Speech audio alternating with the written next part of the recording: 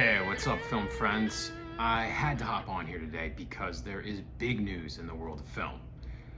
Since 1952, British film magazine Sight and Sound have been printing a list of the 100 greatest flicks ever. Now, where does this come from? It's a poll of more than 1,600 critics that are renowned film historians. Now, they didn't ask me if I wanted to participate.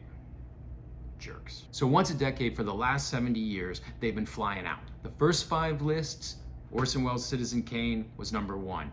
2012, Hitchcock's Vertigo unseats it. And now, in 2022, chaos reigns. 4 new films from this century hit the list. Bong Joon-ho's Parasite, Barry Jenkins' Moonlight, Jordan Peele's Get Out, and Celine Sciamma's Portrait of a Lady on Fire. This is all well and good. I would have liked to have seen There Will Be Blood and No Country for Old Men, but I digress. Much bigger focus on diversity this time around. Getting away from these older pictures from the 20s and 30s. Now 7 black directors are on the list, as opposed to only 1 in 2012. Lots more female representation, some really deserving spots. Claire Denis' Beau Travail is all the way up to number 7 this time around, masterpiece. Agnes Varda's Cleo from 5 to 7 is number 14. She also has The Gleaner's and I, and they've added the short experimentation film Maya Deren's Meshes in the Afternoon, that's somewhere in the teens, and there are several others. But the real news is that the first female-directed flick to hit the top 10 has occurred. Not only did it do that, it went number 1! What? More of this in a second.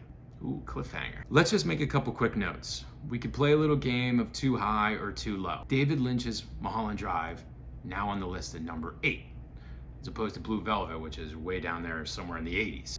Stone Cold Classic. Wong Kar-wai's In the Mood for Love, number 5. And of course, Chungking Express is still hanging out there way too low in the 80s around The Shining. Some of my all-time favorites are still there. Bergman's Persona, 18. Taxi Driver, 29. 8.5. 31?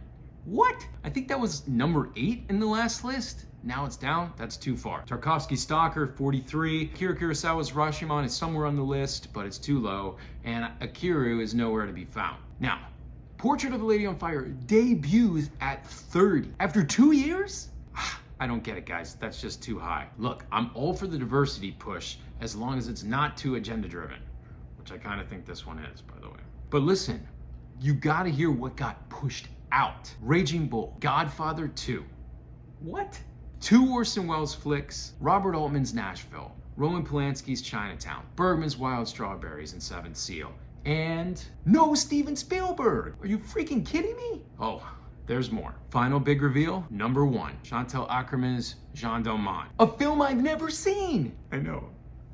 Here, just take my cinephile card now, okay? Look, it's been on the list, but this jump just feels like too much to me. But there you have it. Those are just a couple reflections, and I didn't mention a million of the films that you guys know, like The Godfather and Goodfellas and lots of other flicks that are still populating around there, and some films that should be that are not.